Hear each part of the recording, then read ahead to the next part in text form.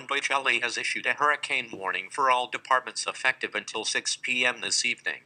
At 2:27 p.m. Pacific Time, One Deutsch radar detected ingredients for a hurricane including rum, ice and a shaker. Other detections included rosé, sangria, beer, and jello shots. The drink cart was seen starting in the Business Affairs Department on the first floor, and was seen moving in a northwest direction towards the account area, in a kickball change, chassé step movement, to a simple 4/4 beat. This drink cart has a history of producing fun, severe excitement, and a great way to start a weekend. If you see the drink cart coming, do not take cover. Move to the exterior of your cube or row, and avoid being alone. Move to a substantial group, and protect yourself against boredom and work. One Deutsch is participating in this year's AIDS Walk. Your support this week goes directly to the AIDS Project Los Angeles. Come be swept off your feet, and enjoy a hurricane, or your choice of Eye of the Storm libations.